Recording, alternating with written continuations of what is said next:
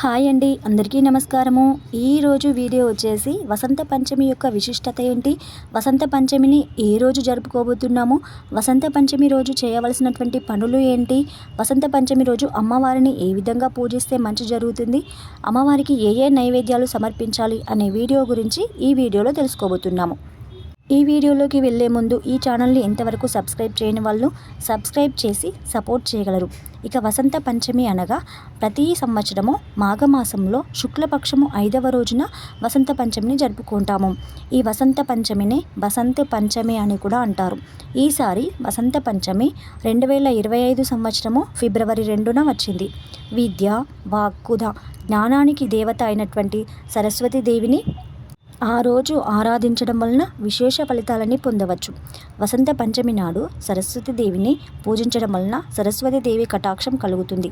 అందుకని విద్యార్థులు ఖచ్చితంగా ఆ రోజున సరస్వతి అమ్మవారిని పూజించాలని పండితులు సూచిస్తున్నారు. రెండవ విషయము, సరస్వతీదేవిని పూజించడానికి అనుకూలమైనటువంటి సమయం ఏదో తెలుసుకుందాం. వసంత పంచమి నాడు సరస్వతీదేవిని ఉదయము 7:09 నుంచి మధ్యాహ్నము 12:35 వరకు పూజించవచ్చు. మాఘశుక్ల పంచమి ఫిబ్రవరి 2న ఉదయము 9:14 మొదలవుతుంది. తిరిగి ఫిబ్రవరి 3న ఉదయము 6:52 వరకు ఈ పంచమి తిథి ఉంటుంది. ఇక మూడవది, వసంత పంచమి నాడు ఏం చేస్తే మంచి జరుగుతుంది, ఏ ఏ పనులు చేయాలో తెలుసుకుందాం. మొదటిది, వసంత పంచమి శుభకార్యాలకు పవిత్రమైన రోజుగా పరిగణించబడుతుంది. రెండవది, వివాహం నుంచి గృహప్రవేశము వరకు ఈరోజు ఏ పనిని ప్రారంభించినా శుభం కలుగుతుంది.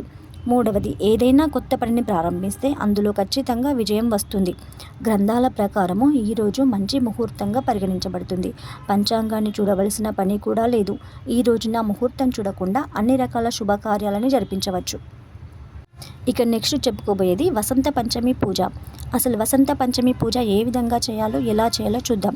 పిల్లలు చదువుల్లో వెనుకబడి ఉన్నా, లేదంటే చదువు విషయంలో ఇబ్బందులు ఎదుర్కొంటున్నా వసంత పంచమి రోజు ఉదయం పవిత్రమైన సరస్వతి యంత్రాన్ని ఇంటి పూజ గదిలో పెట్టుకొని తెల్ల చందనాన్ని, పసుపు, తెలుపు పువ్వులని సమర్పించాలి.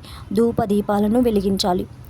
చెప్పవలసినటువంటి ముఖ్యమైనటువంటి మంత్రము ఓం ఐం హ్రీం శ్రీం సరస్వతియే నమః అనే మంత్రాన్ని జపించాలి. 11 సార్లు ఈ మంత్రాన్ని జపిస్తే పిల్లల మేధో వికాసానికి సహాయపడుతుంది.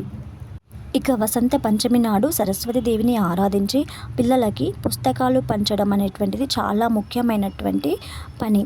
దీనివల్ల పిల్లలకు మంచి చదువు, విద్య, ఉద్యోగం లభిస్తుందని నమ్మకం.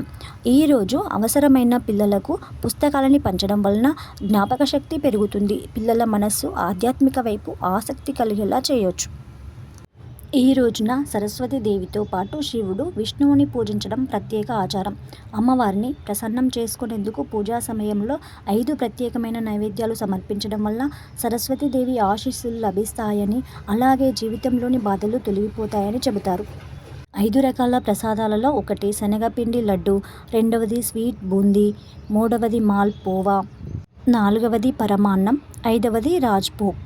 రాజ్భోగ్ అనగా సరస్వతీదేవికి ఇష్టమైన ప్రసాదాలలో రాజ్భోగ్ ఒకటి. పాలతో చేసే ఈ పదార్థం అమ్మవారికి ఎంతో ఇష్టమైనది. ఈ వీడియో కనుక మీకు నచ్చినట్లయితే లైక్ చేసి, షేర్ చేసి సపోర్ట్ చేయగలరు. Thank you.